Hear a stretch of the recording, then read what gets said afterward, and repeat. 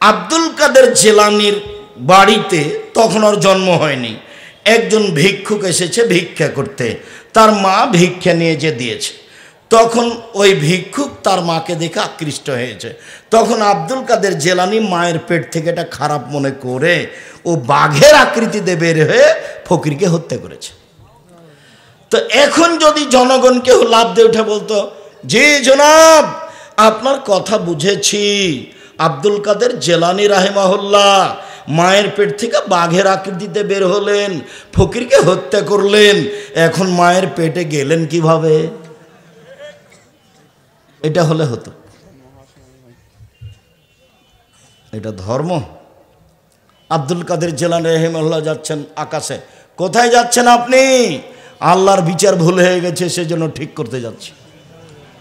হুজুরের বক্তব্য শুনলে, তাই তো বলেছি দেশের আলেম ওলামার বক্তব্য শুনলে মনে পড়ে পুথির গানের কথা।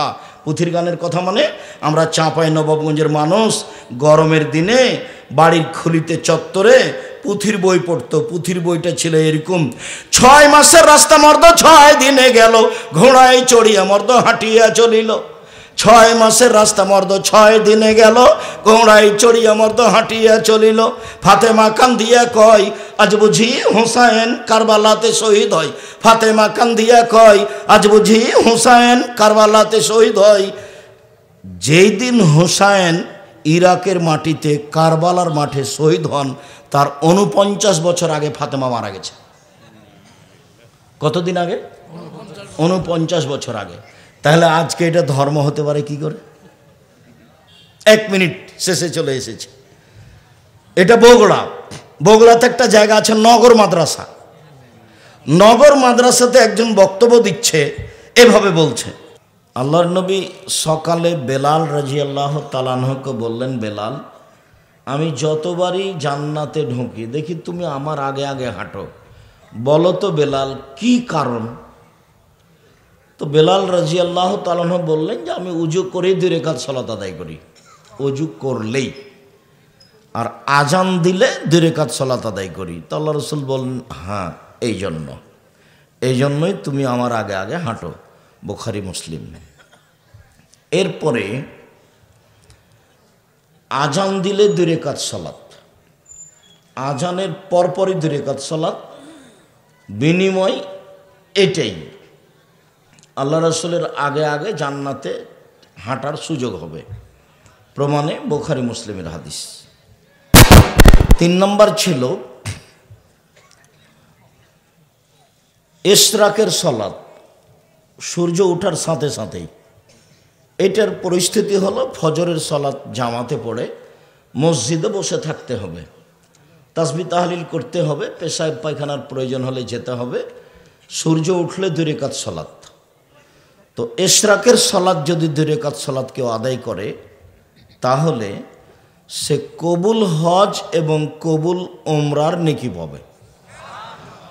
কবুল হজ মানে লোকটা হয়ে গেছে সেই দিনের মতো যেদিন তার মাতাকে জন্ম দিয়েছে, নিষ্পাপ হয়ে গেছে, তার নাম হলো কবুল হজ। তো ইশরাকের 2 রাকাত সালাত আদায় করলে কবুল হজের সমান এবং কবুল উমরার সমান নেকি হয়। 4 মসজিদে ঢোকেই 2 রাকাত সালাত। আল্লাহ বলেছেন কোরআন মাজিদে যে মসজিদ হলো আল্লাহর ঘর। তো আল্লাহর ঘরে বসতে হলে ওর কাছে অনুমতি নিতে হবে। তো অনুমতি তো আর এইভাবে নেওয়া যাবে না যে আল্লাহ আমি আপনার ঘরে বসতে চাচ্ছি, বসবো কি? এইভাবে পদ্ধতি নেই। তো পদ্ধতি হলো এই যে ঢুকে যদি বসতে চাও তাহলে 2 রাকাত সালাত আদায় করতে হবে। হাদিস বুখারী মুসলিম। বুখারী মুসলিম, আবু দাউদ, নাসাই, তিরমিজি, ইবনে মাজাহ, বাইহাকি, দারমি, দাইলামি, দারেকুতনি, ইবনে হিব্বান, ইবনে আওয়ানা, মুসাদ্দারিক হাকিম, মুসনাদ বাজার, মুসনাদ আহমদ, মুসনাদ ইয়ালা, যত হাদিস গ্রন্থ আছে সবটাতে আছে। মসজিদে ঢুকে বসা যাবে না, বসলে অনুমতি নিতে হবে, নইলে দাঁড়িয়ে থেকে কোনো কাজ করে চলে যেতে হবে। যে কোনো সময় সূর্য উঠছে, সূর্য ডুবছে, সূর্য মাথার ওপরে, খুতবা চলছে, যা হবে হোক, মসজিদে ঢুকে বসতে চাইলে 2 রাকাত সালাত, তাছাড়া বসা হবে না। এটা হলো ওর কাছে অনুমতির পদ্ধতি। তো অনুমতি না হলে বসা হবে না, এই কথা মুহাম্মদ সাল্লাল্লাহু আলাইহি সাল্লাম বলেন, হাদিস বুখারী মুসলিম। তারপরে চাস্তের 2 রাকাত সালাত, চাস্ত 7:30টা 8টা এরকম সময় চালাই। ওই যে মোটর সাইকেলে চলে আসছে, তোমরা ওখান থেকে দেখতে পাও না? ওখান থেকে তো তাকে ধীরে বা স্টার্ট বন্ধ করে বা মোটর সাইকেলটা ঠেলে নিয়ে আসতে বলো শেষ পর্যন্ত। আমি ওটা ঠেকাবো? পাহারা দিচ্ছে, তোমরা প্রোগ্রাম ডেকেছো কেন? আমি কি তোমরা বাদাম খাবার আমি কথা বলবো এটা তুমি মনে করলে? আমি কাহিনী বলতে এসেছি। অতএব তোমরা আবার পাড়ার ছেলেরা ওইদিকে দাঁড়াও, মধ্যে দাঁড়াও, ওইদিকে দাঁড়াও, পরিবেশ একবারে যেন পিপিলিকা এদিক ওদিকে যেতে না পারে এরকম হিসাব করে দাঁড়াও। আর যারা মোটর সাইকেল স্টার্ট দিয়ে যাচ্ছেন তাদেরও একটা ইতস্তবোধ থাকা দরকার যে আমি এখানে আল্লাহ এবং আল্লাহ রাসূলের হাদিসের অনুবাদ করছি, আপনি এই বৈঠকের পাশ দিয়ে স্টার্ট দিয়ে চলে যান কিভাবে? মানে বিদ্যা তো নেই, বুদ্ধিও কি নেই? একটু করে খান তো। মাছ দিয়ে ভাত খেলে তো কাঁটা ফেলে খান, কাঁটা সহ তো খান না, তার মানে একটু বুদ্ধি আছে। তো বিদ্যা দিয়ে কাজ না নিতে পারলে তো বুদ্ধি দিয়ে তো নিতে হবে। বিদ্যা ভিন্ন জিনিস, বুদ্ধি ভিন্ন জিনিস। একটা মূর্খ মানুষেরও বুদ্ধি আছে। চাস্তের সালাত 2 রাকাত আদায় করলে সুবহানাল্লাহ বলে যত নেকি হয়, আলহামদুলিল্লাহ বলে যত নেকি হয়, লা ইলাহা ইল্লাল্লাহ বলে যত নেকি হয়, সুবহানাল্লাহ বললে যত নেকি হয়, ভালো কাজের আদেশ করলে যত নেকি হয়, মন্দ কাজের নিষেধ করলে যত নেকি হয়, সব মিলে যত নেকি হয়, চাস্তের 2 রাকাত সালাত আদায় করলে তত নেকি হয়। তারপরে ছিল আওয়াবিন, 10:30টা 11টার সময়, 10:30টা 11টার সময় এই সালাতের নাম হলো আওয়াবিন। মাগরিবের পরে যে 6 রাকাত পড়া হয় তার নাম আওয়াবিন। এটা মিথ্যা কথা, এটা নবীর উপরে অপবাদ। মাগরিবের পরে 6 রাকাত পড়ার প্রমাণে হাদিসটি জাল, মানুষের বানানো। মানুষের বানানো প্রায় 3 লক্ষ হাদিস আছে, আমার কাছে আছে 10,000। আর কোরআন মাজিদের গায়ে আছে 2টা, তাহলে 10,000 2টা হলো আমার কাছে। এইটা একটা দো খাতমিল কোরআন 30 বছর থেকে বলে আসছি। এমন কোনো মায়ের বেটা কিয়ামত পর্যন্ত জন্ম নেবে না যে প্রমাণ দিতে পারে যেটা নবীর বানানো দোয়া, মানুষের বানানো। যেমন একটু ছেলে একটু আগে কোরআন মাজিদ পড়ার পরে বললো সাদাকাল্লাহুল আজিম, এরকম কথা আল্লাহ নবী বলেননি। কোরআন তেলাওয়াতের পর আল্লাহ নবী বলেছেন সুবহানাকা ওয়া বিহামদিকা আশহাদু আল্লা ইলাহা ইল্লা আনতা আস্তাগফিরুকা ওয়া আতুবু ইলাইক। সাদাকাল্লাহুল আজিম প্রমাণ করা যাবে না কিয়ামত পর্যন্ত। ওগুলো কথা নয়, ওটা রাসূলেরটা বলতে হবে, রাসূল যেটা বলেছেন সেটাই। আর এ দেখেন দোয়াও খাতমিল কোরআন 1 পৃষ্ঠা 30 বছর থেকে বলছি, 90 সাল থেকে, 34 বছর থেকে। তো আওয়াবিন সালাত যদি আদায় করে তো আল্লাহ রাসূল বলছেন চাস্তের সালাতে যত নেকি হয়েছে আওয়াবিনে তার চেয়ে ইসিম তাবজিদ দিলে অনেক অনেক অনেক বেশি নেকি হবে। তো চাস্তের সালাতের সময় কখন বললাম? 10:30টা 11টা এরকম। তাহলে সূর্য ওঠার পরে পরে উঠার সালাতের নাম হলো ইশরাক। 7টা 7:30টা 8টা এই সময়ের নাম হলো চাস্ত। আর 10:30টা 11টার সালাতের নাম হলো আওয়াবিন। 3টার যে কোনো একটা পড়লেই হবে। তবে ফজরের পরে সূর্য ওঠার পর পরই পড়া এটা খুব কঠিন। কেন? ফজরের সালাত আদায় করার পরে ওখানে বসে থাকতে হবে, তাসবিহ তাহলিল জিকির আজকারের সঙ্গে থাকতে হবে। যখন সূর্য উঠবে তখন 2 রাকাত পড়তে হবে। তখন হলো কবুল হজ কবুল উমরা। মানে এটা হালকা নয়, এটা একটু ভারী, মানুষই পারবে যেহেতু আল্লাহ রাসূল বলেছেন। তারপরেরটা ছিল সালাতুল হাজা। যে কোনো মানুষ বিপদগ্রস্ত হতে পারে, 2 রাকাত সালাত আদায় করে আল্লাহকে বলবে যে আল্লাহ আমি বিপদে পড়েছি, তুমি আমাকে বাঁচাও। তার নাম সালাতুল হাজা। তখন বলেছিলাম যে ইব্রাহিম আলাইহিস সালামের স্ত্রী সারা যখন স্বৈরাচারী শাসকের কাছে ঢুকলেন, তখন স্বৈরাচারী শাসক হাত বাড়ালো তার গায়ে হাত দেওয়ার জন্য, বুখারী মুসলিমের হাদিস।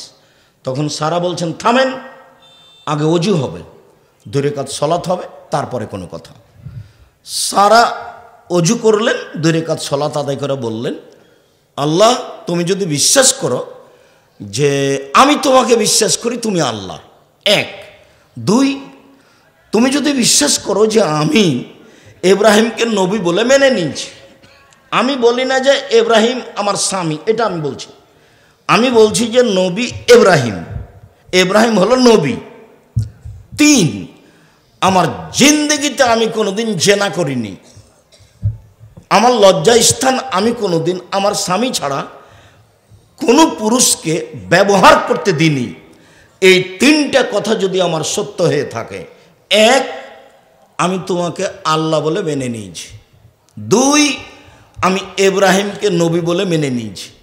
3, আমি জিন্দেগিতে কোনোদিন জেনায় লিপ্ত হইনি। এই কথা 3টা যদি ঠিক হয়, তাহলে এই নির্জন ওজন আমার গায়ে হাত না লাগাতে পারে। কথা শেষই হয়নি, স্বৈরাচারী শাসক উল্টে পড়ে গেছে, অজ্ঞান হয়ে উল্টে পড়ে গেছে। বুখারী মুসলিমের হাদিস। বিপদে পড়ে প্রয়োজনে 2 রাকাত সালাত, তার প্রমাণই ছিল এইটা। আরেকটা ছিল জোরাইজ, ঘরে ইবাদত করতেন লম্বা সময় ধরে। একদিন মা এসেছেন, মা এসে ডাকছেন, তো জোরাইজ বলছেন, আমি মায়ের ডাকে সাড়া দিব না আমি সালাত আদায় করবো, একটু দেরি হয়ে গেছে। তখন জোরাইজের মা বদদুয়া করেছে, আল্লাহ, একটা বদকার জেনাকারিনী মহিলার সাথে তার দুর্ঘটনা ছাড়া যেন তার মরণ না হয়। মা এরকম একটা কঠিন বদদুয়া করে চলে গেলেন। বুখারী মুসলিমের হাদিস। ইতিমধ্যে একজন পতিতালয়ের মহিলা উপস্থিত, তার সাথে জেনার কথা বলল, তো জোরাইজ না করলেন। তো মহিলা এক রাখালের কাছে গেল, রাখালকে জোর করে ধরে জেনা করলে একটি সন্তান জন্ম নিল। তখন মহিলা বলল যে এই সন্তানটা জোরাইজের। গ্রামের লোক একবারে আসলো ভেঙে চুরে, তারপর তার গির্জাঘর ভেঙে একবারে ধুলা করে দিল, তাকে গির্জাঘর থেকে বের করে রাস্তায় নামিয়ে দিল, অকথ্য ভাষায় গালি দিল। তখন জোরাইজ বললেন, জোরাইজ 2 রাকাত সালাত আদায় করলেন। 2 রাকাত সালাত আদায় করে দুধের বাচ্চাকে গিয়ে বলছেন, পতিতালয়ের মহিলার কোলে যে দুধের বাচ্চা আছে, ওকে গিয়ে বলছেন, এই তোমার আব্বাকে বলো তো দেখি। তখন ওই দুধের বাচ্চা বলছে, আমার আব্বা হচ্ছে রাখাল, গরু রাখাল। হাদিস বুখারী মুসলিম। তো জোরাইজ 2 রাকাত সালাত আদায় করে এই বিপদ থেকে বাঁচতে চাইলেন। তার নাম হচ্ছে সালাতুল হাজা। যে কোনো প্রয়োজনে, যে কোনো সমস্যায়, ছোট হোক আর বড় হোক, 2 রাকাত সালাত আদায় করে সালাম ফিরে হাত তুলে দোয়া করেন, বা 2 রাকাত সালাত আদায় করে আল্লাহকে কিছু বলেন, আল্লাহ দিবেন, উনি দেওয়ার জন্য প্রতীক্ষমান আছেন। তার নাম সালাতুল হাজা। তারপরে ছিল সালাতুল ইস্তেখারা। কোনো কাজের সিদ্ধান্ত নিলে 2 রাকাত সালাত আদায় করে সালাম ফেরার পরে বলতে হবে দোয়াটা, আল্লাহুম্মা আস্তাগফিরুকা বিইলমিকা ওয়াস্তাগদিরুকা বিকুদরাতিকা। ওই দোয়াটা লম্বা করে বলে আপনি উঠে যাবেন, বা সালাম ফেরার পূর্বে বলতে পারেন। সালাম ফেরার পরের কথাটা এসেছে, তার নাম হলো সালাতুল ইস্তেখারা, সিদ্ধান্ত চাওয়ার সালাত। আমি এই জমিটা নিব কি না, আমিও কাজটা করব কি না, এই সিদ্ধান্তের সালাতের নাম হচ্ছে সালাতুল ইস্তেখারা। তারপরে একটা সালাতের কথা ছিল সালাতুত তাসবিহ। সালাতুত তাসবিহের হাদিস আমরা সঠিকভাবে প্রমাণ করতে পারিনি, জাল জৈব দ্বারা প্রমাণিত, যার কারণে আমরা বলেছি সালাতুল হাজা না, সালাতুত তাসবিহ এটা পড়তে হবে না, প্রমাণ করা যায় না। বাকি সবগুলো বলেছিলাম। এই হলো আজকের সংক্ষিপ্ত বিগত বছরের বক্তব্যের সারমর্ম। আশা যে পালন করেছেন, যদি করে না থাকেন তাহলে মাঝে মধ্যে করবেন, করা উচিত। বয়স আজকে 40, কদিন পরে দেখবেন 60, তারপরে দেখবেন নাই। আর জোর করে ধর্ম মানিয়েন না, আপনি বিশ্বাস করেন এলাকা মাঝহাবি মানুষ হোক, হানাফি মানুষ হোক, আর আহলে হাদিস মানুষ হোক, আমার জীবনে আমি কোনোদিন কাউকে তুচ্ছ করেও কথা বলিনি, আমি কোনোদিন মাঝহাব দল হিসাব করেও কথা বলিনি। মাঝহাব নিয়ে আমি আমার এই 34 বছরে একটা বাক্য বলিনি। 34 বছরে মাঝহাব নিয়ে আমি একটা বাক্য বলিনি, 100 বক্তব্য নেটে আছে, আর 1500 বক্তব্য আছে পিস টিভিতে, জাকির নাইট পিস টিভিতে। কোনো জায়গাতে একটা বাক্য পাবেন না যেটা আমি মাঝহাব নিয়ে কথা বলছি। অনেকে আমাকে ধুয়ে ছেড়ে দিচ্ছে, ও যদি আরও কিছু বলে তা আমি তার নামটা মুখে নিব না। এটা হলো আমার নীতি, এটা হলো আমার অভ্যাস। কেউ যদি খুব গালি দিয়ে দিয়ে থেমে গেছে, তখন আমি আবার তাকে পাল্টা রিং দিয়ে বলেছি, ভাইজান আপনার কি টাকা শেষ হয়ে গেছে? তা মনে করলাম যে টাকাও শেষ হয়ে যেতে পারে, আবার আমি রিং দিয়ে বলছি যদি কিছু গালি বাকি থাকে তো দিয়ে নেন। আমি কারো জীবনে কোনোদিন গালির প্রতিবাদ করতে হবে এটা আমার প্রয়োজন মনে করিনি। আমি সে যে যাই বলুক, তাকে হিসাব করতে হবে, তাকে নিয়ে ভাবতে হবে, তার ব্যাপারে দুটো কথা বলতে হবে, এরকম আমি 1 সেকেন্ড ভাবিনি জীবনে। আর 1 মিনিটের জন্য কোথাও আমাকে নত হওয়া লাগেনি, আলহামদুলিল্লাহ। আর যা বলবো সেটুকু কোরআন এবং সহিহ হাদিস দিয়ে সাজানো আছে, 19-20 নয়। তবে আমি মানুষ। আজকের প্রথম অংশ হলো এই। দ্বিতীয় অংশ, এই ছেলে, ওই যে যারা হাঁটছে তোমরা কি করছো, তাদেরকে বসার জন্য বলো। একটু বিবেচনা বুদ্ধি তো বিবেক তো নেই। এসেছে বাজার করতে, আবার বাজার করা শেষ হলে চলে যাচ্ছে। এক একটা বাক্যের মূল্য কোটি টাকা। বাক্যগুলো মোহাম্মদ সাল্লাল্লাহু আলাইহি সাল্লামের মুখের। এটা ইতস্তবোধ আছে, হিসাববোধ আছে কি নির্বাচন যে আপনার মতো আসবেন, আপনার মতো চলে যাবেন? মনে রাখবেন, আমি আব্দুর রাজ্জাক বিন ইউসুফ যদি কোনোদিন আসি, অন্তত 10 কিলোমিটার আশেপাশে যত দিনী ভাই বোন আছেন সবাই আসবেন। আপনি তো আসবেন, হিন্দুকে আসতে হবে। আমি তারও কিছু না কিছু উপকার করবই করবো ইনশাআল্লাহ। আপনি এদেশে হাজারো হিন্দু পাবেন যে আমার বক্তব্য ঘন্টার ঘন্টা শোনে। এমনও হিন্দু আছে যে বক্তব্য শুনতে শুনতে ঘুমায় মোবাইল চালু করে দিয়ে। সে তার পরিবারে এই বক্তব্য কিছু কাজে লাগায়, নইলে অন্তত তার বউকে বলে, এই ভাত রান্নার সময় চাউল যেন পড়ে না থাকে। চাউল পড়ে থাকলে বরকত আমাদের বাড়িতে যে আল্লাহর পক্ষ থেকে একটা, ভগবানের পক্ষ থেকে একটা বরকত আছে, উঠে যাবে। বহু অংশ তার উপকার করে। দ্বিতীয় অংশ হলো নারীদের মর্যাদা। নারীকে আল্লাহ সৃষ্টি করেছেন পুরুষ মানুষকে মূল্যায়ন করার জন্য, পুরুষ মানুষকে শান্তি তৃপ্তি দেওয়ার জন্য। আল্লাহ তাআলা বলেন, অমিন আয়াতিহি খালাকালাকুম মিন আনফুসিকুম আজওয়াজান লিতাসকুনু ইলাইহা। পৃথিবীর মানুষ, আমি তোমাদের পাশ থেকেই, তোমাদের মধ্য থেকেই তোমাদের স্ত্রীদেরকে সৃষ্টি করেছি যাতে তোমরা শান্তি তৃপ্তি পাও। তার মানে তোমাদের স্ত্রীদেরকে সৃষ্টি করেছি তোমাদের শান্তি তৃপ্তির জন্য। বন্ধ করতে হবে, নাহলে তোমরা একটু সহযোগিতা করো, মোবাইলটা বন্ধ করে দাও। আমি নারী জাতিকে সৃষ্টি করেছি তার স্বামীকে শান্তি তৃপ্তি দেওয়ার জন্য। শান্তি তৃপ্তি দিতে হলে রাসূলের এই কথাটা বাস্তবায়ন করতে হবে।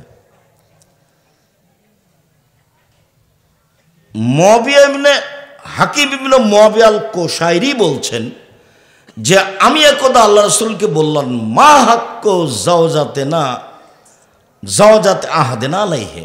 আল্লাহর নবী, আমাদের স্ত্রীরা আমাদের কাছে কি পায়, আমরা তাদের কি করতে পারি? আমাদের স্ত্রীরা আমাদের কাছে কি পায়, আমরা কি পাওনা আদায় করব? তখন তিনি বললেন, শোনো,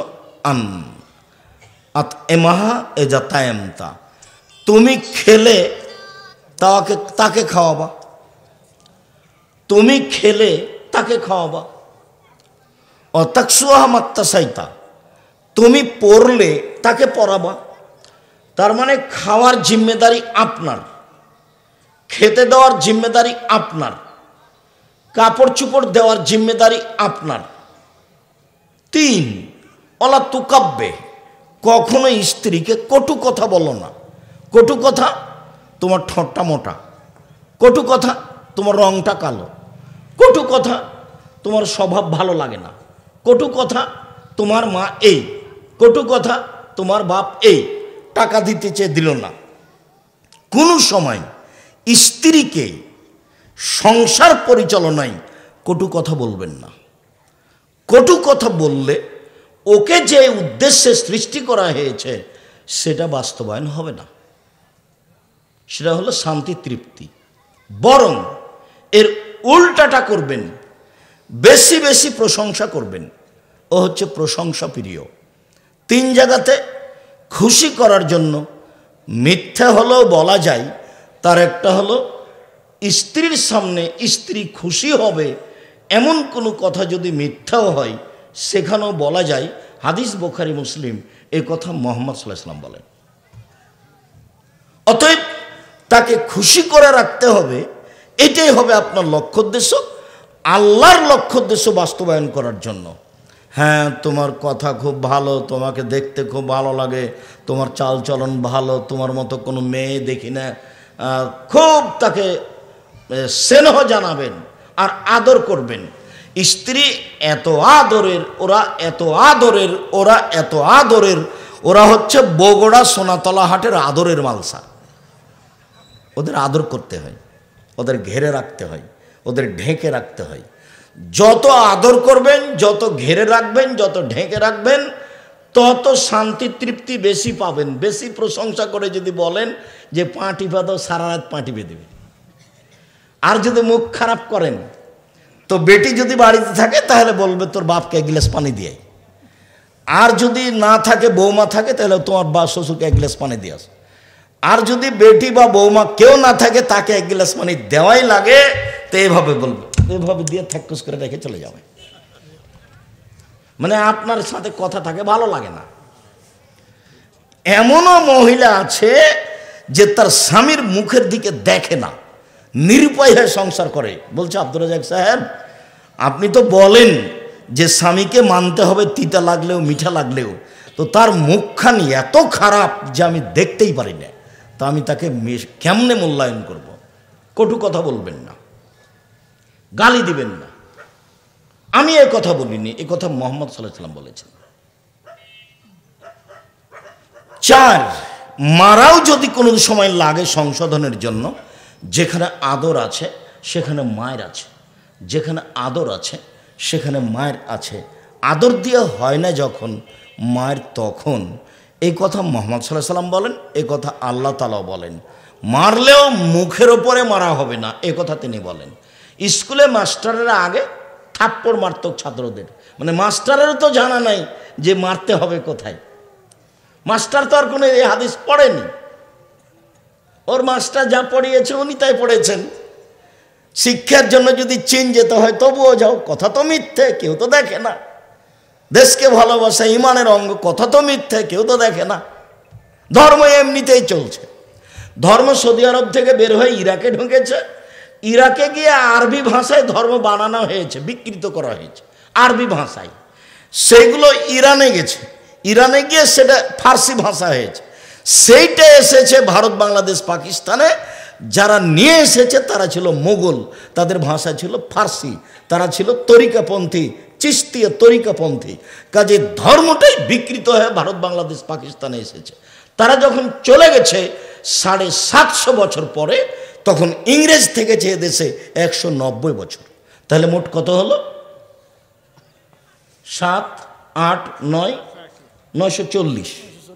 940 বছর সঠিক ধর্ম মানুষ খুঁজবে, এরকম পরিবেশ আসেনি, যার কারণে এলোমেলো হয়ে গেছে। আমি আছি 90 সাল থেকে বগুড়াতে আমার বক্তব্য শুরু, যার কারণে বগুড়ার লোককে আমি অন্তর থেকে ভালোবাসি। 90 সাল থেকে আমি মানুষকে বলে আসছি ধর্মের নামে বিকৃত ধর্ম আছে, আপনারা একটু সতর্ক হন। আর তার সাথে এ কথা বলেছি, আজ যদি উমর রাদিয়াল্লাহু তাআলা আনহু বেঁচে থাকতেন আজ এই অবস্থায়, তাহলে এ দেশের 1999 জন বক্তার আজীবন জেল হতো, যারা কোনোদিন ধর্মের নামে বাইরে যেতে পারতো না। একবারে কাঁটার মাপে যদি প্রমাণ না হয় তাহলে জেল হবে, যেটা মুখ দিয়ে বলেছে। 1 মিনিট একটু পরে সেটা বলছে, এই কথাটা আগে শেষ হোক। 4, মুখের ওপরে মারো না। 5, ওয়ালা তাহজুরহা ইল্লা ফিল বাইতে, তুমি তোমার স্ত্রীকে তোমার বাড়ি ছাড়া কোথাও যেতে দিও না। খালার বাড়ি যেতে পাবে না, ফুফুর বাড়ি যেতে পাবে না, মায়ের বাড়ি যেতে পাবে না, নানির বাড়ি যেতে পাবে না, জরুরি প্রয়োজন ছাড়া বাড়ি ত্যাগ করতে পাবে না। বাজারে যাওয়া তো বহু দূরের কথা, বাজার করতে যাওয়া ভ্যানিটি ব্যাগ তো বহু দূরের কথা, তো কাপুরুষের স্ত্রী করে, যার শরীরে রক্ত বলে কোনো জিনিস নাই, সবটুকুই পুজ, তাকে একটুকু খারাপ লাগে না। সারা দিন যদি বউ ধাক্কা খায় মানুষের সাথে, রিক্সাওয়ালার সাথে, তার গায়ে একটু কেমন লাগে না? না, তারপরে শরীরে কোনো রক্ত নেই, পুজ কাজ করে না। আমরা যদি কোনোদিন রিক্সায় উঠি আর একটু যদি আমাদের বইয়ের শরীরে একটু যদি খালি রিক্সার কোনো একশো রিক্সাওয়ালার লেগে যায়, ইন্না লিল্লাহি ওয়া ইন্না ইলাইহি রাজিউন, অজ্ঞান হয়ে যাও। আরে সারা দিন ধাক্কা খাচ্ছে বাজারে গিয়ে, তার শরীরে একটু 19-20 মনে হয় না, একেবারে কাপুরুষ। বউ মাঠে থাক আর ঘাটে থাক, তার কিছু আসে যায় না। এই যে সেই জোহর থেকে নে বাজার করছে, আপনার মেয়েটা যেখানে বাজার করছে ক্লাস 10-এ পড়ে, ক্লাস 10-এ পড়ে, 8-এ যেদিন উঠেছে সেদিন সে যুবতী হয়েছে, হায়েজ হয়েছে, বিবাহ হলে তার 3টে ছেলে হতো, কোন শরমে সে এখানে বাজারে দাঁড়িয়ে আছে? ওকে হিন্দুর মেয়ে আপনি আমাকে বললেই হবে? জন্ম দিয়েছেন আপনি, কন্ট্রোল করবেন আপনি। তাহাজ্জুদ পড়ে জান্নাত কিনতে চান না, ভুল হিসাব। 3 শ্রেণীর মানুষ জান্নাতে যাবে না, তাহাজ্জুদ পড়লেও হবে না, হজ করলেও হবে না। সম্মানিত দিনী ভাই বোন, মধ্যখানে একটা কথা মনে পড়লো, সেই কথাটা আগে বলি।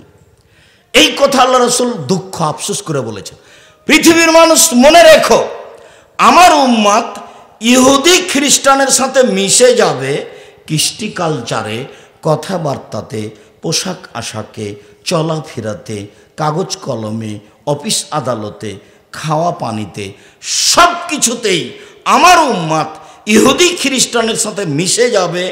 ডান হাতের বিঘত যেমন বাম হাতের সমান সমান সমান মিশে যাবে।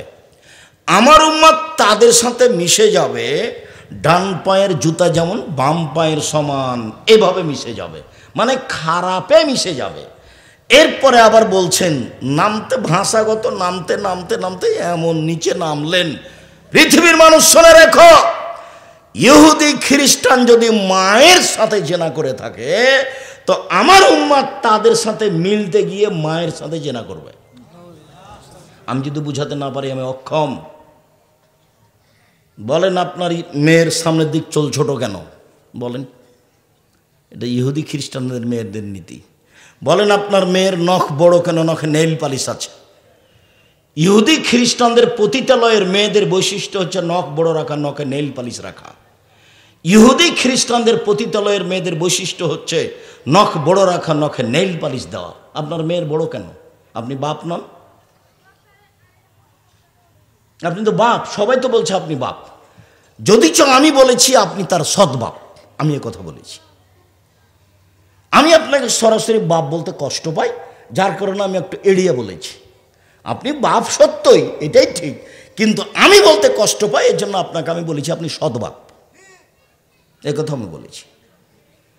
যদি আপনি বাপ এখনই দাবি করেন, তাহলে যেটা একটু পরে বলেছি সেটা এখনই বলতে চেয়েছিলাম একটু পরে।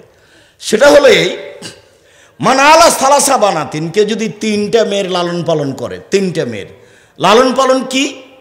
1 আল্লামাহুন্না, তাকে বিদ্যা শিখিয়ে দিল। 2 আদ্দাবাহুন্না, তাকে শিষ্টাচার শিখিয়ে দিল। 3 জাওয়াজাহুন্না, তার বিবাহ দিয়ে দিল। তাহলে এই মেয়ে বিচারের মাঠে, মেয়ে 3টি বিচারের মাঠে বাপকে জাহান্নাম থেকে বাঁচানোর জন্য অন্তরাল হয়ে যাবে।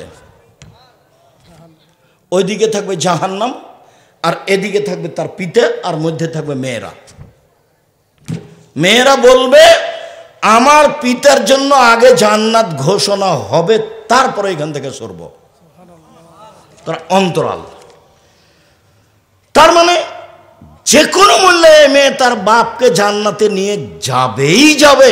আল্লাহর নবী বলছেন কুনাল্লাহু সিতরানিনান্নার, মেয়েরা অন্তরাল হয়ে যাবে, অন্তরাল জাহান্নাম থেকে।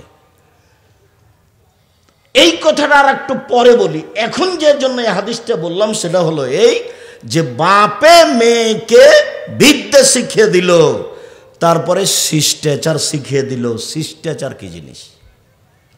শিষ্টাচার কি ঘোড়ার ডিম? মানুষে কিন্তু ঘোড়ার ডিম বলে, কিন্তু কেউ কেউ দেখেছে কোনো দিন? তার মানে নেই। তাহলে শিষ্টাচার কি ঘোড়ার ডিম? শিষ্টাচার কি জিনিস? তাহলে কি নখ বড় রাখা, নেল পালিশ দেওয়া, সেটাই শিষ্টাচার? তাহলে কি মাথার চুল সামনের দিক ছোট রাখা মেয়ের, সেটাই শিষ্টাচার? তাহলে কি আপনার ওই ভুরু উপর নিচে থেকে তুলে চিকন করে রাখা, সেটাই শিষ্টাচার? তাহলে কি ব্রেসিয়ার পরে বেশি বয়সের মেয়ে কম বয়সের দেখাবে, সেটাই কি শিষ্টাচার? শিষ্টাচার কি জিনিস? তাহলে কি এখানে এসে দোকানে হাট বাজার করতে হবে, সেটাই শিষ্টাচার? শিষ্টাচার কি জিনিস? তাহলে কি ভ্যানিটি ব্যাগ হাতে করে সকালে চলে যেতে হবে বগড়া বাজারে, সন্ধ্যায় আসতে হবে কুকুর সিরিয়ালের মতো, সেটাই কি শিষ্টাচার? শিষ্টাচার কি জিনিস? বুঝেও বুঝে না ওরা, অন্তর আছে বুঝে না, দেখেও দেখে না ওরা, চক্ষু আছে দেখে না, শোনেও শোনে না ওরা, কান আছে শোনে না। উলায়েকা কালানাম, তারা পশু প্রাণীর মতো, তারা গরু ছাগলের মতো, তারা কুকুর সিরিয়ালের মতো, বালহুম বাজাল, বরং তার চেয়ে খারাপ। আপনাকে যদি আমি কুকুর সিলগাড়ির চেয়ে খারাপ প্রমাণ করতে না পারি, আমি আব্দুর রাজ্জাক বিন ইউসুফ বগুড়াতে বক্তব্য চালু করেছি, বগুড়ায় বন্ধ করলাম, জিন্দেগিতে আর কোনোদিন বক্তব্য দেব না। আপনি আসেন, আপনার পরিবারকে আপনি রাসূলের শিষ্টাচার গড়ে তুলেছেন, সেটা দেখান আপনি কিভাবে। শিষ্টাচার কাকে বলে সেটাই তো আপনার জানা নাই। শিষ্টাচার কি জিনিস সেটা আপনার স্ত্রী জানে না, আপনিও জানেন না শিষ্টাচার কি জিনিস। শিষ্টাচার, আম্মু ডান হাতে গিলাস ধরে পানি খেতে হবে ডান হাতে, আম্মু বাম হাতে শয়তান খায়। আপনার স্ত্রী বাচ্চাকে যখন দুধ খাওয়াবে তখন বিসমিল্লাহ বলবে। জিজ্ঞাসা করে দেখেন, আপনার 5টা ছেলে বড় হয়েছে, জীবনে কোনোদিন বিসমিল্লাহ বলেনি দুধ খাওয়ার সময়? বলে দেখেন, একদিনও বলেনি। অথচ এই দুধ শয়তান খেয়েছে, নিশ্চিত খেয়েছে, অবধারিত খেয়েছে, আল্লাহর নবী বলেছেন খেয়েছে, অতএব খেয়েছে, এটাই চূড়ান্ত, খাবেই খাবে। যেই মা দুধ খাওয়ানোর সময় বা বিসমিল্লাহ বলবে না, সেই দুধ শয়তান খাবেই খাবে। হাদিস তো বুখারী মুসলিম। শিষ্টাচার কি জিনিস? জামাটা পরালে ডান হাতটা আগে ঢুকাতে হবে, তার নাম শিষ্টাচার। পায়জামাটা পরালে ডান পা আগে পরাতে হবে, তার নাম শিষ্টাচার। খোলার সময় বাম পায়েটা আগে খুলতে হবে, তার নাম শিষ্টাচার। জুতাটা ডান পায়েটা আগে পরাতে হবে, তার নাম শিষ্টাচার। ডান কাতে শুবে বাচ্চাকে সবসময় ডান কাতে শোবে, তার নাম শিষ্টাচার। পেশাব পায়খানায় গেলে বলবে আম্মু দোয়া পড়ে ঢোকো, তার নাম শিষ্টাচার। বের হবে বলবে আম্মু দোয়া পড়ে বের হও, তার নাম শিষ্টাচার। জিন্দেগিতে বাপ মা শিষ্টাচার শিখেনি, ওরা হলো বাপ মা। বাপে বিবাহ দিয়েছে, বউ স্বামীর কাছে গেছে, সেই জন্য বাচ্চা হয়ে গেছে, তার নাম বাপ মা। বাপ মা কাকে বলে? শিষ্টাচার কি জিনিস? সব নবীর শিষ্টাচার 10টা, সব নবীর শিষ্টাচার 5টা, সব নবীর শিষ্টাচার 10টা, সব নবীর খাসলাত, অভ্যাস, স্বভাব 10টা। এক, মুখ ছোট করা, মুখ ব্লেড দিয়ে কাটা যাবে না, এটা নিষেধ, এটা শিষ্টাচার। 2, দাড়ি বড় করা, চেঁচে ফেলা কাবিরা গুনহা, ছোট করাও কাবিরা গুনহা। চেঁচে ফেললে ওর উপরে অভিশাপ হবে, কেন? এখন মহিলা হতে চায়, দাড়ি নাই কার? মহিলা। তো চেঁচে ফেললেও মহিলা হতে চায়, সেই জন্য তার উপরে অভিশাপ হবে। সাথে সাথে তার চোখের পাওয়ার কমে যাবে, তার স্ত্রী মিলন ক্ষমতা কমে যাবে। 3, মেশক করতে হবে, সব নবীর খাসলাত, অভ্যাস। 4, কাজুল আসফার, নখ কেটে ফেলতে হবে পুরুষ নারী সবার। 5, নাক লেবেতে বগলে লোম উঠিয়ে ফেলতে হবে, নারী পুরুষ একই হুকুম। ব্লেড ব্যবহার করা হবে না বগলের নিচের লোম উঠানোর জন্য। হালাকুল আনাত, নিচের লোম পরিষ্কার করতে হবে, ঊর্ধ্বে টাইম 40 দিন। শিষ্টাচার, সব নবীর শিষ্টাচার, সব নবীর খাসলাত, সব নবীর অভ্যাস, এটাই অভ্যাস। পেশাব পায়খানার পরে পানি দিয়ে পবিত্রতা অর্জন করতে হবে, সব নবীর অভ্যাস, সব নবীর খাসলাত, সব নবীর বৈশিষ্ট্য।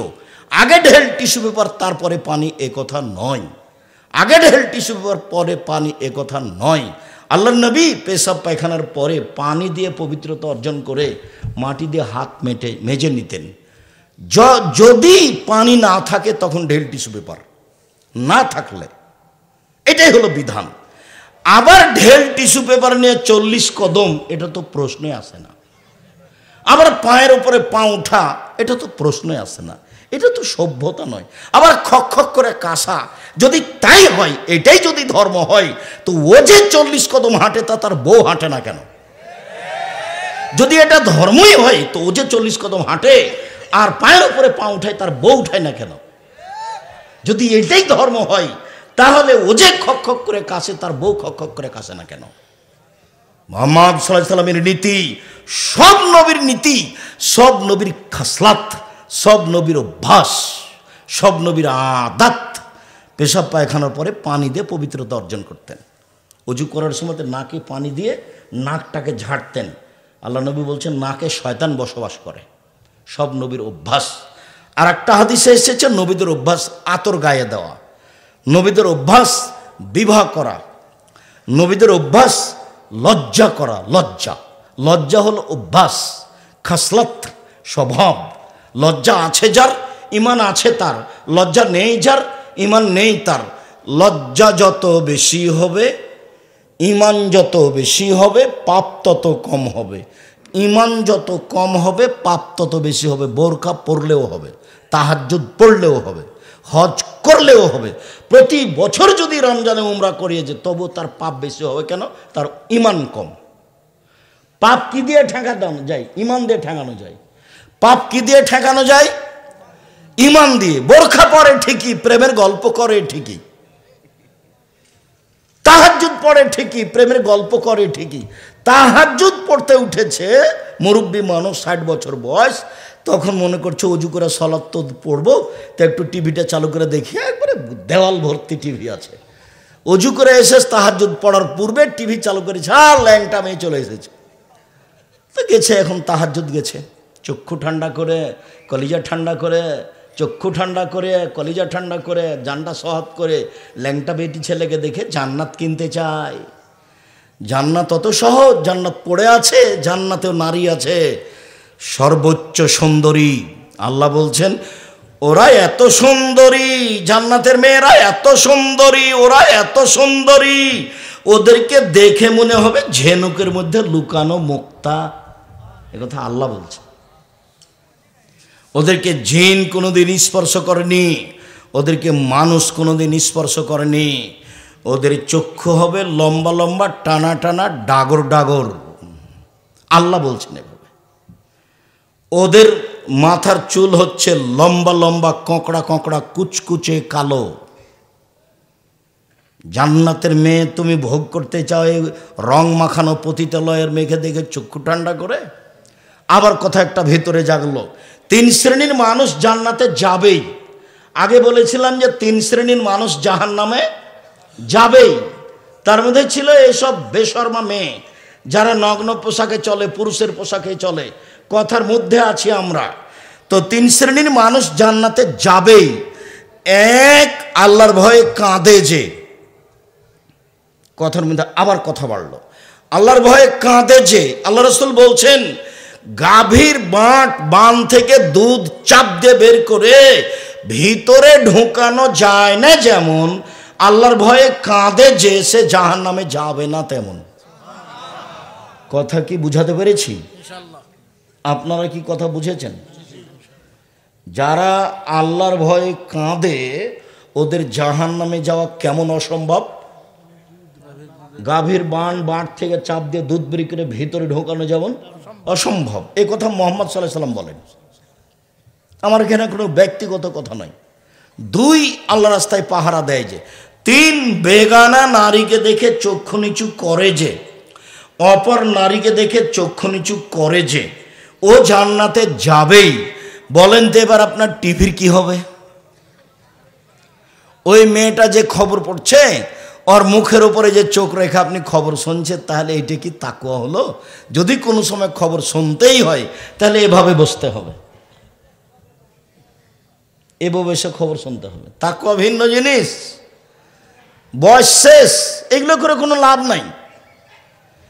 এইসব কেসা কাহিনীর নামে বক্তব্য শুনে এভাবে অযথা ধর্মের নামে অধর্ম পালন করে লাভ নেই। বল হিসাব রাসূলের নিয়ম নীতি আজও পড়ে আছে। আমি বলি না যে আমি আব্দুর রাজ্জাক বিন ইউসুফ আমার বইটা পড়েন, এই কথা আমি বলিনি। আমি বলছি আপনি যদি সঠিকটা দেখতে চান তাহলে বুখারী মুসলিমেরটা দেখেন, তাহলে অন্তত নিজেই বাঁচলেন। নইলে আপনি রিয়াজুস সালিহিন বইটা পড়েন, হাদিস, সেটা আপনি নিজেই বাঁচলেন। কিন্তু আপনি যদি অন্যদিকে যান তাহলে আপনি বেকায়দাই পড়ে যাবেন, সত্য মিথ্যা আপনি আঁচ করতে পারবেন না। একটু পরে আপনাকে দেখাচ্ছি। 3 শ্রেণীর মানুষ জান্নাতে যাবেই। 1 আল্লাহর ভয়ে কাঁদে যে, 2 আল্লাহর রাস্তায় পাহারা দেয় যে, 3 অপর বেগানা নারীকে দেখে চক্ষু নিচু করে যে, সে জান্নাতে যাবেই। আল্লাহ নবী দুঃখ করে আফসোস করে বলেছেন, পৃথিবীর মানুষ মনে রেখো, আমার উম্মত ইহুদি খ্রিস্টানদের সাথে মিশে যাবে। এমনভাবে ডান হাতের বিঘত যেমন বাম হাতের সমান, ডান পায়ের জুতা যেমন বাম পায়ের সমান, কৃষ্টি কালচারে, পোশাক আশাকে, চলা ফিরাতে, কাগজ কলমে, গাড়ি ছাকড়াতে, সব কিছুতেই তাদের সাথে মিলে যাবে। মিলতে মিলতেই এমনভাবে মিলবে, ওরা যদি মায়ের সাথে জেনা করে, আমার উম্মত মায়ের সাথে জেনা করবে। বলো তো ছেলে, তোমার মাথার চুল এই দিক থেকে নিচে চাঁচা আছে, ওপরে কেন বড়? এটা কি? এটা তুমি কি দেখাতে চাচ্ছ? তোমার গায়ে একটা গেঞ্জি আছে, পিছনের দিকে 10 লেখা আছে, 10। এই গেঞ্জিটি তুমি কেন নিয়েছ? তোমার পিছনে যারা সলাত আদায় করে তার সলাতে হয় না, তোমার 10 দেখতে দেখতে শেষ। তোমার মা তরকারি রাখার জন্য একটা বাটি কিনেছে, সেটা হলো রুই মাছ।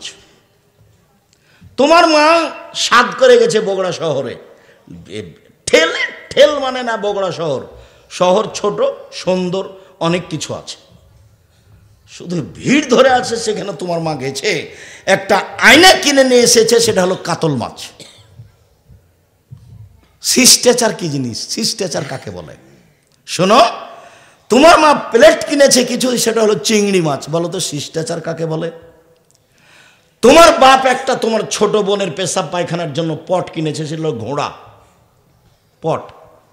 আমাদের বাড়িতে তো এই পটটা 3 মিনিট থাকতে পারে না, 3 মিনিট। হয় সেটা ফেরত দিব, না হয় ভেঙে ফেলবো, না হয় পুঁতে দেবো, না হয় মাথাটা কেটে দেবো। তোমার বাড়িতে বছর বছর আছে। তোমাকে আর তোমার মাকে আর তোমার বাপকে যদি আমি আব্দুর রাজ্জাক বিন ইউসুফ অশিক্ষিত প্রমাণ করতে না পারি, জাতির সামনে বক্তব্য দেব না। এটা বগুড়া, রংপুর, দিনাজপুর, লালমনিরহাট, নীলভবানী, কুড়িগ্রাম, পঞ্চগড়, ঠাকুরগাঁ, গাইবান্ধা, জয়পুরহাট, এইসব ডিস্ট্রিক্টে 3টে জিনিস খারাপ আছে খুব বেশি অন্য জেলার চেয়ে। অন্য জেলাতে আছে তবে কম। 1, এরা বোনকে জমি দেয় না। 2, যৌতুক নেই। 3, বাড়ি ভালো করে ঘেরে না। সব জায়গায় যদি ফাঁকা হয় তো আপনি ঢুকবেন কোনখান দিয়ে?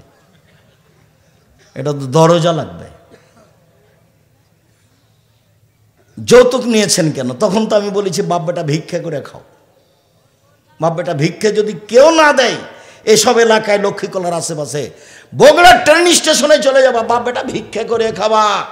ভিক্ষা করা টাকা দিয়ে চাউল কিনে ভাত খেয়ে বাদাত কবুল হবে, যৌতুকের টাকা দিয়ে চাউল কিনে ভাত খেয়ে বাদাত কবুল হবে না। এই যে বললাম, কোনো মায়ের বেটা ফতোয়া এভাবে ধরতে পারবে না। জাতির যদি রাস্তাঘাট করে না দিতে পারি, জাতির যদি স্কুল কলেজ করে দিতে না পারি, জাতিকে চূড়ান্ত সঠিক ধর্ম দিতে পারবো ইনশাআল্লাহ।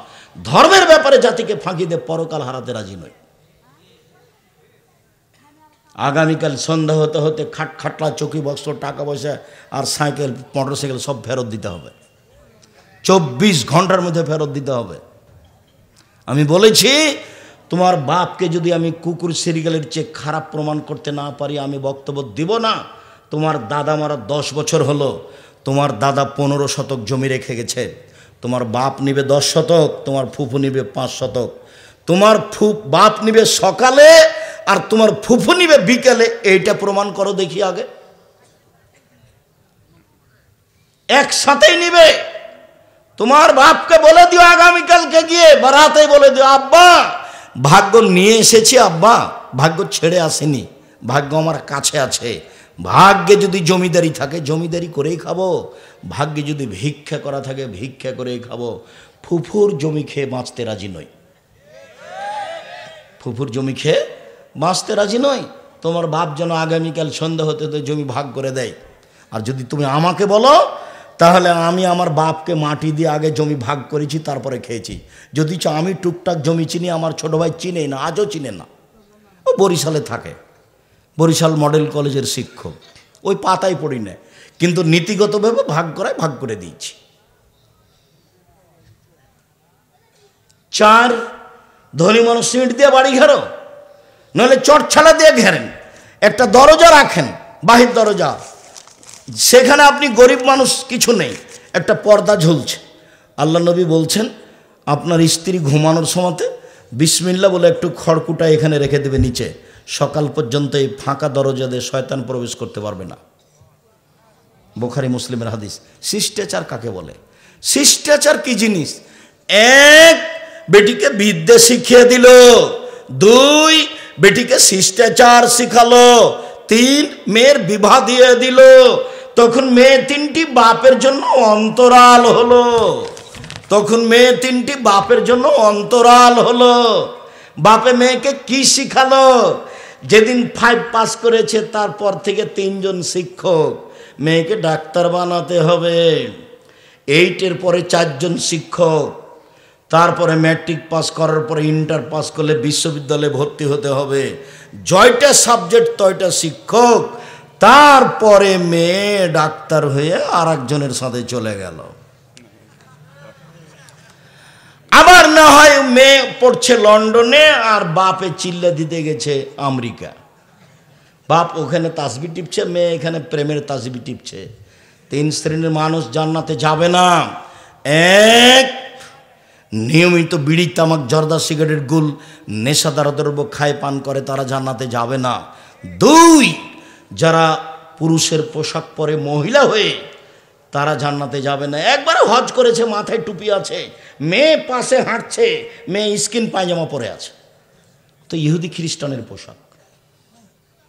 আমি তো দেশের বহু দেশ ঘুরে ফিরে দেখছি যে সব ওখান থেকে এসেছে।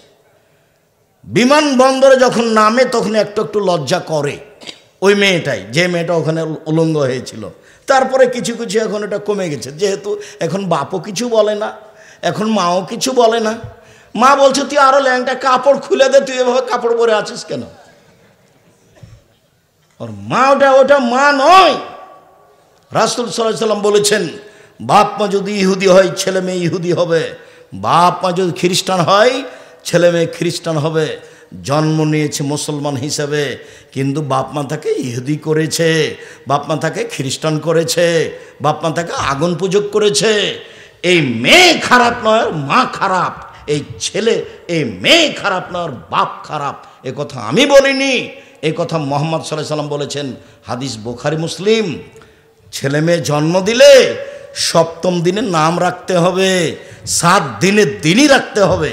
7 দিনের দিন একটা ছাগল জবাই করতে হবে, কানা হোক, ন্যাংড়া হোক, 2 মাসের হোক, পা ভাঙা হোক, হাত ভাঙা হোক, একটা আকিকা দিতেই হবে। 7 দিনের দিন দিতেই হবে। চাঁপাই নবগঞ্জের ভাষাতে আপনি তো দিবেন, আপনার বাপকে দিতে হবে, ওটা বাপের জিম্মেদারি। 14 দিনে চলে না, হাদিস ঠিক নয়। 21 দিনে চলে না, হাদিস ঠিক নয়। জীবনে 1 দিন চলে না, হাদিস ঠিক নয়। 7 দিনের দিনই দিতে হবে। কানা খোড়া দেন, 200 টাকা দিয়ে দেন, 500 টাকা দিয়ে দেন। এই কি কুরবানি? কুরবানি মানে বিশাল ব্যাপার, কুরবানি মানে নেকির ব্যাপার, কুরবানি মানে বিশাল ব্যাপার। চোখ ভালো কিনা দেখো, কান ভালো কিনা দেখো, পা ভালো কিনা দেখো, লেজ ভালো কিনা দেখো, খুর ঠিক আছে কিনা দেখো, তরুতাজা কিনা দেখো, সিং ঠিক আছে কিনা দেখো, সুন্দর ঝকঝকে টকটকে দিকে কিনো, মোটা তাজা, নেকির ব্যাপার, ফাঁকি দেওয়ার কোনো সুযোগ নাই। বেশি টাকা আছে রাজস্থান থেকে উট কিনে নিয়ে এসো, না আছে ষাঁড় কিনো, না আছে খাসি কিনো, না আছে ছাগল কিনো, নইলে ভেড়া কিনো। ভেড়া ভেড়ি কম টাকা দিয়ে, ভাগে টাকা দিয়ে ওনার হারাম টাকার আপনার হালা টাকা কে বুদ্ধি দিল হইল? আমি দিনি, আমি কোনো দিন এরকম বুদ্ধি দিইনি। কুরবানি দেন নেকির জন্য, আর আকিকা 7 দিনের দিন দিতে হবে। চাঁপাই নবমঞ্জের ভাষাতে আপনি তো দিবেন, আপনার বাপকে দিতে হবে। 7 দিনের দিন 4টা কাজ: 1 ছাগল জবাই করা, 2 মাথা নেড়ে করা। ডাক্তার বলেছেন মাথার পরে নেড়ে করতে হবে, আপনি বলবেন করবই 7 দিনের দিনই করব, নবী বলেছেন। 3 চুল সম পরিমাণ রূপা, ওই পরিমাণ টাকা ফকির মিসকিনকে দিয়ে দেওয়া। 4 নাম রাখা, আঁকিকে দেওয়া, মাথা নেড়ে করা, চুল সম পরিমাণ রূপা দান করে দেওয়া। এটা রাসূলের বিধান। ধর্ম পাগল হয়নি, ধর্ম রাজশাহী চাঁপাইনবাবগঞ্জের হাওয়াই লাড্ডু নয় যে আপনি খাবেন না বা ছেড়ে দিবেন, এটা নয়। 1 গ্লাস পানি পান করলে 5টা বিধান লাগে, তার নাম ধর্ম। 1 গ্লাস পানি পান করলে 5টা বিধান লাগে, তার নাম ধর্ম। পীর সাহেব দিয়ে চলে না, বড় হুজুর দিয়ে চলে না, রূপক ধর্ম বুজুর্গানে দিন দিয়ে চলে না। 1 গ্লাস পানি পান করলে কয়টা বিধান লাগে? 5টা। 1 ডান হাতে ধরতে হবে, 2 বিসমিল্লাহ বলতে হবে, 3 শ্বাসে পান করতে হবে, 4 বসে পান করতে হবে, 5 পান শেষে আলহামদুলিল্লাহ বলতে হবে। একবারে নগদ ধর্ম, মারেফতি দিয়ে চলে না, চুপে চুপে চলে না, সব নগদ ধর্ম, একবারে সব টাটকা তাজা নগদ, কোনো জায়গাতে চুপচাপ নাই, সব খোলা। একবারে একটা মানুষ দিয়ে বাস্তবায়ন করে দিয়েছেন ধর্মকে আল্লাহ, তার নাম মুহাম্মদ সাল্লাল্লাহু আলাইহি সাল্লাম, তার নাম নবী। ওনাকে আমাদের মাঝে কি করেছেন? রেখে পুরো জীবনটাকে স্ত্রী মিলন সহ, চলাফেরা সহ, খাওয়া ফেরা সহ, সালাত আদায় সহ সব আমাদের সামনে রেখে চলে গেছে দিয়ে। কি করতে হবে তাকে নগদ দেখা গেছে।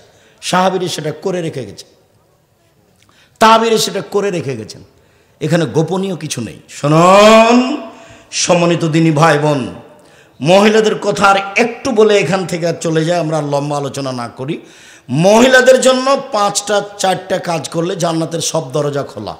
1 5 ওয়াক্ত সালাত, 2 হালাল রুজি, 2 রমজান মাসের রোজা সিয়াম, 3 স্বামীকে মেনে চলা, 4 জেনায় লিপ্ত না হওয়া, 1 5 ওয়াক্ত সালাত, 2 রমজান মাসের সিয়াম রোজা, 3 স্বামীকে মেনে চলা।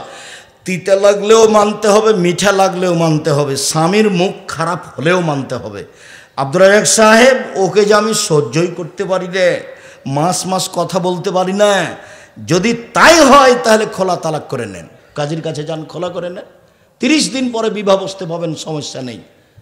স্বামী ভালো হলেও আপনি খোলা তালাক নিতে পারেন, কোনো সমস্যা নাই। এ তো আপনি বলছেন তার মুখের দিকে আমি তাকাইতে পারি না, আপনি ঝুলন্ত অবস্থা আছেন কেন? পৃথিবী অনেক বড়, বিধান ও প্রশস্ত, আপনি তার সাথে থাকলে তাকে মেনেই চলতে হবে, জরুরি। যদি না মেনে চলেন খোলা তালাক করে নিতে হবে, এটাও জরুরি। আমি আপনার দিনী ভাই আপনাকে পরামর্শ দিচ্ছি, তিতা লাগুক মিঠা লাগুক আপনি মেনেই চলেন, ভালো হবে। আর আপনার স্বামী যদি থাকে তাহলে তাকে বলি, মনে রাখবেন একটা কথা, আল্লাহ নবী বলেছেন খায়রুকুম লিআহলি ওয়া খায়রুল লিআহলি। পৃথিবীতে সবচেয়ে ভালো মানুষ সেই যে স্ত্রীর কাছে ভালো, পৃথিবীতে ভালো মানুষ সেই যে স্ত্রীর কাছে ভালো। আমি মুহাম্মদ সাল্লাল্লাহু আলাইহি সাল্লাম নিজে আমার স্ত্রীদের কাছে ভালো। খারাপ মানুষ সেই যে স্ত্রীর কাছে খারাপ। অতএব স্ত্রীকে মূল্যায়ন করার চেষ্টা করেন, ওকে অপমান করিয়েন না, জরুরি প্রয়োজন ছাড়া বাড়ির বাইরে যেতে দিয়েন না, নইলে আপনার ক্ষতি হবে। বিবাহের বাড়ি তো বহু দূরের কথা, হাট বাজার তো বহু দূরের কথা, জরুরি প্রয়োজন ছাড়া মায়ের বাড়ি, খালার বাড়ি, ফুফুর বাড়ি যেতে পারে না। এখানে দুপুর থেকে বাজার করছে, এটা তো বহু দূরের কথা। দেখলে আমি কষ্ট পাই, ওটা কিন্তু একজন মুসলিম মানুষের মেয়ে, আপনার মেয়ে, জবাব আপনাকে দিতে হবে। এবার চলেন এইটুকু রেখে চলে আসে এখানে। সম্মানিত দিনী ভাই বোন, আমার হাতের দিকে দেখেন, অল্প কয়েক মিনিট এক কোরআন মাজিদের আয়াত বুঝাই, এক খেয়ালে চেয়ে থাকবেন, 19 বিষয় না যেন। উপস্থিত বৈঠকের দিনই বোন, এই মেয়ে কথা বলছো কেন? এদিকে দেখো, আল্লাহ বলছে আতিউল্লাহ আতিউর রাসূল ওয়ালা তুবতিলু আমালাকুম। পৃথিবীর মানুষ আল্লাহকে মানো, 1। 2, পৃথিবীর মানুষ নবীকে মানো। 3, পৃথিবীর মানুষ তোমরা তোমাদের আমলকে বাতিল করো না। 3 নম্বর বাক্যের সাথে আগের 2টা বাক্যের মিল নেই। আবার বুঝাই, 1, পৃথিবীর মানুষ আল্লাহকে মানো, আল্লাহ বলছেন। পৃথিবীর মানুষ নবীকে মানো। 3 নম্বর বাক্য যদি এমন হতো তাহলে ভালো হতো, তাহলে তোমরা জান্নাত পাবা। তাহলে মিল ছিল, 1 আল্লাহকে মানো, 2 নবীকে মানো, 3 তাহলে জান্নাত পাবা। এটাতে মিল হচ্ছে না কথাটা? কিন্তু আল্লাহ এভাবে বললেন না। 1 আল্লাহকে মানো, 2 নবীকে মানো, 3 তোমাদের আমল বাতিল করো না। বলেন তো শেষের বাক্যের সাথে আগের 2টার কি মিল হলো? মিল হয়নি। তো কি কথা তাহলে? 1 আল্লাহকে মানো মানে শিরক করো না। শিরক করলে 3 নাম্বার আমল বাতিল হবেই। 2 নবীকে মানো মানে বেদাত করো না। বিদাত করলে আমল বাতিল হবেই। হুজুর যত বড়ই হোক, পাগড়ি যত বড়ই হোক, জুব্বা যত বড়ই হোক, বিচার মাঠে রেহাই হবে না। কবি নজরুল ইসলাম বলেছেন, মসজিদের পাশে কবর দিও ভাই, তাহলে এই গুনাহগার গোরাজাব হতে পাইবে রেহাই। যদি তাই হয় তাহলে মানুষ মরার সময়তে বলবে ছেলেকে, বেটা একটা মসজিদ তৈরি করো বেটা, আমাকে সেখানে কবর দিও। আমি বলেছি মসজিদের পাশে কেন? যদি আপনার বাপের কবরটা কাবা ঘরে নিয়ে আমল দিয়েই হবে। আমি মানহানি করিনি ঠাকুরের। ঠাকুর বলেছে ও কালিমা তোমার আকাশ, ও কালিমা তোমার বাতাস। তখন আমি বলেছি তোর বাপের আকাশ। ঠাকুর এ কথা বলতে পারে, আমি তো এ কথা বলতে পারি না। আমি বলি না, আমার ছেলে বলে না, আমার মেয়ে বলে না, আমার পরিবার বলে না, মুখ দিয়ে উচ্চারণ করি না। ঠাকুর বলতে পারে ও কালিমা তোমার আকাশ, ও কালিমা তোমার বাতাস, ও মা তোমার আকাশ, ও মা তোমার বাতাস। মাকে মাকে একটু একটু পড়াশোনা করো, একটু হিসাব নিকাশ হয় না? আমি তো বহুদিন থেকে বলে আসছি, আমার জানা অনুপাতে 71 সাল থেকে নিয়ে এখন পর্যন্ত কোনো শিক্ষিত মানুষ শিক্ষামন্ত্রী হয়নি। ঠাকুর বলল ও কালিমা তোমার আকাশ তোমার বাতাস, আর আমার ছেলে মেয়ে দিনরাত বলবো ও কালিমা তোমার আকাশ তোমার বাতাস। এ হতে পারে না। আমি তখন বলেছি তোর বাপের আকাশ। তো 5,000 কোটি টাকার মামলা হলো সিলেটে, আমি ঠাকুরের নিন্দা করেছি। জজ আমাকে বলছে, আব্দুর রাজ্জাক সাহেব আপনি কি পিস টিভির আলোচক? আমি বললাম জি হ্যাঁ। তখন জজ বলছে আপনার মামলাটা খারিজ করে দিলাম। সম্মানিত দিনী ভাই বোন, আমি যে কোনটা আপনাকে বুঝাই, কেন যে সব এরকম হয়ে গেল। আলেম ওলামা যদি একটু চিন্তা ভাবনা করতো তাহলে তো একটা হতো। আল্লাহকে মানো মানে শিরক করো না। আর বগুড়াতে কাছাকাছি শিরক অনেক, তবে চট্টগ্রাম, বরিশাল, সিলেট, নোয়াখালী, কুমিল্লা শিরক দিয়ে ঢাকা আছে। নবীকে মানো মানে বিদাত করো না। নবীকে মানো মানে বিদাত করো না। সাদাকাল্লাহুল আজিম যদি নবীর মুখের না হয় তাহলে এটা বিদাত হয়। এটা নবীর মুখের হতে হবে, নইলে তা বিদাত হতে হবে। দোয়া 3 লাইনের একটা আর 1 পৃষ্ঠার একটা। 90 সাল থেকে মাঠে আছে। 90 সালে বক্তব্য চালু হয়েছে বগুড়ায়, বীরকুষ্টিয়ায়। সেদিন থেকে মাঠে আছি বলে আসছে 90 সাল থেকে। এটা হয় নবীর প্রমাণ হতে হবে, না হয় বিদাত হতে হবে। কথা বুঝতে পারেননি? আর এখানে আছে কোরআন কারিম আছে, আর বহু জায়গাতে কি আছে?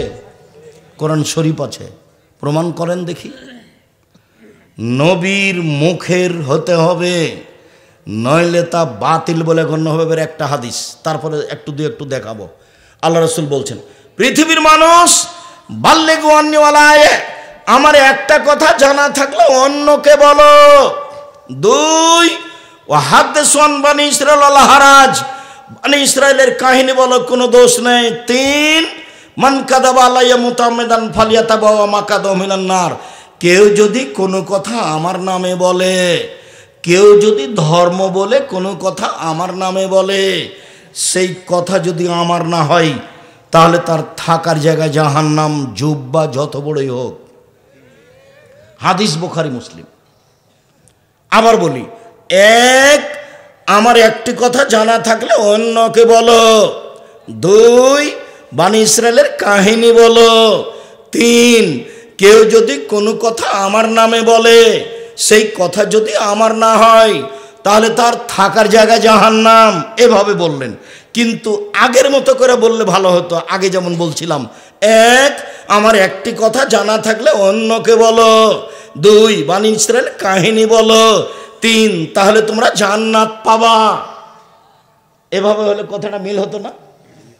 মিল হতো। 1 আমার একটি কথা জানা থাকলে অন্যকে বলো। একটা মানুষ আপনার সামনে বাম হাতে পানি খাচ্ছে, তখন আপনার কথা জানা, এই ছি ছি ছি ছি ছি ছি, বাম হাতে শয়তান খায়, ভাই ডান হাতে ধরেন, ডান হাতে ধরেন। এই যে আমার একটা কথা জানা আছে বলে দিলা, এই যে একটা কথা জানা আছে বলে দিলে, এটা বলে দিবা, ভয় না, তোমার সুলিও হবে না, ফাঁসিও হবে না। ও বলতে পারে, আরে ছাড়েন, ডান হাত আল্লাহর দাও, বাম হাত আল্লাহর দাও, আপনি অত কথা ছাড় বলেন তো, সব হাদিস তুলে রাখেন, খাচ্ছি। এটাকে বলতে পারে, আপনার সুলিও হবে না, আপনার ফাঁসিও হবে না, আপনি বলেন। আল্লাহ নবী বলছে, আমার একটা কথা জানা থাকলে অন্যকে বলো, আপনি বলেন। আল্লাহ নবী বলছেন, বানি ইসরাইলের কাহিনী বলো, কোনো দোষ নেই, মানে সত্য কাহিনী বলো। যেমন 1 মিনিট, হাজার বছর আগেকার একটা কাহিনী। একটা লোকের কাছে জমি কিনে নিয়েছে। জমি কিনে চাষ শুরু করতে একটা স্বর্ণের পাতিল পেয়েছে। তখন জমি ক্রেতা স্বর্ণের পাতিল নিয়ে বিক্রেতার কাছে গেছে, গিয়ে বলছে, খুদ যাহাবাকা মিন্নি ইশতারিতু মিনকাল আরদ ওয়ালাম মিনকাল যাহাব, আপনি আপনার স্বর্ণ নেন, আমি আপনার কাছে জমি কিনে নিয়েছি, স্বর্ণ কিনিনি। তখন জমি বিক্রেতা বলছে, বেতলার জমা ফিহা, আমি স্বর্ণের পাতিল নিব না, আমি জমিও বিক্রি করেছি, জমির ভিতরে যা কিছু ছিল সব বিক্রি করেছি, ওটাও নিব না। এই যে এই ঘটনা হাজার বছর আগেকার কাহিনী, বানি ইসরাইলের কাহিনী, মানে সত্য কাহিনী বলো। 1 আমার একটি কথা জানা থাকলে অন্যকে বলো। 2 বানি ইসরাইলের কাহিনী বলো। 3 কেউ যদি কোনো কথা আমার নামে বলে, সেই কথা যদি আমার না হয়, তাহলে তার থাকার জায়গা জাহান্নাম। 1 মিনিট, আমি এখন যেটা বলছি সেটা আপনাকে আমি কষ্ট দেওয়ার জন্য বলিনি। সেটা হলো এই যে আপনি অজু করলেন, যখন আপনি মাথা মাসা করলেন তখন কাঁধও মাসা করলেন, এভাবে কাঁধ মাসা করলেন। তো হাদিসে এসেছে মাথা মাসা আর কান মাসা, একবারে এমনভাবে স্পষ্ট হয়ে এসেছে যে 2 আঙ্গুল কানের ভিতরে ঢুকিয়ে দিতে হবে, এই দুটা ভিতরে আর এই দুটা বাহিরে, ইভাম বৃদ্ধাঙ্গুল, ওইভাবে হাদিসে এসেছে। পাখান ধুলে কনিষ্ঠ আঙ্গুল দিয়ে এই আঙ্গুলগুলো একবারে ভালো করে একবারে পরিষ্কার করে দিতে হবে, এটা হাদিসে এসেছে। তো যদি এটাও থাকে বলেন, আর যদি এইটা আপনি বললেন না থাকে, তাহলে আপনার কি হবে? এই কথাটা আপনাকে আমি মনে রাখার জন্য বলছি। এইটা দিয়ে নয় সব জায়গাতেই, এইটা দিয়ে নয় সব জায়গাতেই। এখানে তো আপনাকে আমি কোরআন মাজিদের ঘটনা দেখালাম, আমি একটা আপনাকে কাহিনী দেখাই। বইটার নাম মুকসিদুল মুমিনিন, সবাই জানেন। ওখানে একটা হেডলাইন আছে, অবিবাহিত ছেলে মেয়ের পড়া নিষেধ। তো কি রে, এ হেডলাইন যে দেখে সেই পড়ে, যে দেখে সেই পড়ে। আমিও পড়েছি, তো আমি যখন পড়েছি তখন আমি বিভাগ করেছি। তো এখন লেখা আছে, ওখানে অনেক কথা আছে, লেখা আছে, ভরা পেটে স্ত্রী মিলন হলে ছেলে ভ্যাং চায়, সফরের পূর্বে স্ত্রী মিলন হলে ছেলে টেরা হয়, চন্দ্র সূর্য গ্রহণের সময় স্ত্রী মিলন হলে ছেলে কানা হয়। এইভাবে কথাগুলি উল্লেখ করা আছে। আল্লাহর কসম, শুরু থেকে নিয়ে শেষ পর্যন্ত একটা বাক্য সত্য নয়, বরং সরাসরি কোরআনের উল্টা।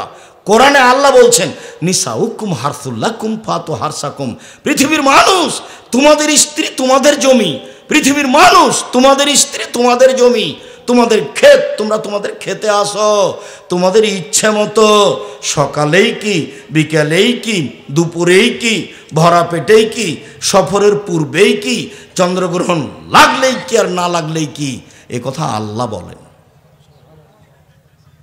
আর এটা মানুষে বলে। অথচ পুরো আলোচনাটা শিরক, পুরো আলোচনাটা শিরক একবারে দেশ। যদি আপনি শিরক বেদাত দেখেন তাহলে মনে হবে যে এটা বিপদ সীমার উপর দিয়ে চলছে। আল্লাহ নবী বলছে লাক্কেন মাতাকুম লা ইলাহা ইল্লাল্লাহ, লোকটা মরে মরে জান যায় যায়, লোকটা মরে মরে জান যায় যায়। হাদিসে এসেছে আল্লাহ রাসূল বলছেন মুসলিম, ওর পাশে বলো লা ইলাহা ইল্লাল্লাহ, মাঝে মধ্যে পাশে বলো লা ইলাহা ইল্লাল্লাহ। কেন? মান কান আখির কালামি লা ইলাহা ফাদাখালাল জান্নাহ, মানুষের শেষ বাক্যটা যদি লা ইলাহা ইল্লাল্লাহ হয় তাহলে জান্নাতে চলে গেছে। এইটা না হয়ে কোরআন মাজিদ পড়া হচ্ছে তার পাশে, অথচ তার পাশে কোরআন মাজিদ পড়তে হবে এরকম কোনো হাদিস নাই। সূরা ইয়াসিন পড়ার প্রমাণে হাদিসটি জাল, আর এটা হাদিস মুসলিম। আল্লাহর নবী বলছেন পৃথিবীর মানুষটা মরে মরে যান যায় যায়, তার পাশে বলো লা ইলাহা ইল্লাল্লাহ, বলো মাঝে মধ্যে লা ইলাহা ইল্লাল্লাহ। সেও যদি কোনো ফাঁকে বলে ফেলে লা ইলাহা ইল্লাল্লাহ তাহলে সে কোথায় চলে গেছে? জান্নাতে চলে গেছে। রাসূলের মুখের ভাষা আপনি জোর করে বললেই হবে? ধর্ম কি পাগল হয়ে গেছে? ধর্ম একজনের কথা দিয়ে চলে, যার নাম মুহাম্মদ সাল্লাল্লাহু আলাইহি সাল্লাম। ওমর যত শক্তিশালী ইমানদার হোক না কেন, ওমর রাস্তা দিয়ে হাঁটলে ওই রাস্তা দিয়ে শয়তান হাঁটতো না। হাদিস বুখারী মুসলিম। ওমর রাদিয়াল্লাহু তাআলা যদি কোনো কথা বলেন, সেই কথা যদি নবীর না হয় তাহলে তা বাতিল বলে গণ্য হবে, ওমর যত শক্তিশালী ইমানদার হোক না কেন। পীর সাহেব তো বহু দূরের কথা, বুজুর্গানের দিন তো বহু দূরের কথা। আজকের আলোচনা নিয়ে আমি আর কিছু বললাম না, আপনারা কষ্ট পাবেন, আমি আপনাদের কষ্ট দিতে রাজি নই। তবে আপনি মনে রাখবেন আল্লাহ রাসূল বলেছেন কাফাবিল মারে কাজবানি ও হাদ্দাসা বিকুল্লি সামিয়া, একজন বক্তার, আমার মতো একজন বক্তার মিথ্যুক হওয়ার জন্য এতটুকু যথেষ্ট, শরীয়তের কোনো কথা বলে দিল তদন্ত না করে আর কণ্ঠস্বরে বক্তব্য চলবে না, বক্তব্যের সুন্নাত। 1 মিনিট, এই ছেলে এ যা খাতাবা, যখন আল্লাহ রাসূল বক্তব্য দিতেন অহমারা তাই নহু, 2 চোখ লাল হয়ে যেত, অস্তাদা গাজাবহু, তার রাগ বেশি হয়ে যেত, আলা সৌতহু, তার কণ্ঠ উঁচু হয়ে যেত, কান্নাহু মনোজোর যাস, যেন তিনি সৈন্য দলকে ধমক দেখাচ্ছেন, এই করো সেই করো। এটা ছিল বক্তব্যের গতি। একবারে পরিবেশ ঠান্ডা, যেখান দিয়ে যাবে ছিঁড়ে ছিঁড়ে চলে যাবে, যাতে করে কথা আপনার মনে থাকে রাসূলের মুখের কথা। এটাই ছিল বক্তৃতার সুন্নাত। সব কিছু উল্টে গেল। কথা শেষ করলাম। সম্মানিত দিনী ভাই বোন, বিষয় ভিত্তিক বক্তব্য দিতে হবে আমাদেরকে। আজকের বিষয় খাওয়া ও পান করার নিয়ম। 2টা হাদিস অনুবাদ করব, 20টা হাদিস অনুবাদ, 2টা আয়াত অনুবাদ করব, 20টা হাদিস অনুবাদ করব। তখন আপনারা বুঝতে পারবেন যে আল্লাহর নবী এভাবে খেতেন, এভাবে বসতেন। যখন নফল সালাতের আলোচনা করব তখন বলবো চাস্তের সালাতেই, এশরাকের সালাতেই, মসজিদে ঢোকার সালাতেই, ওজুর সালাতেই, প্রয়োজনের সালাতেই, ইস্তেখারার সালাতেই, আওয়াবিনের সালাতেই, তখন মানুষ বুঝবে যে সালাত হলো এই। শুকরিয়া, জাযাকুমুল্লাহ খায়ের।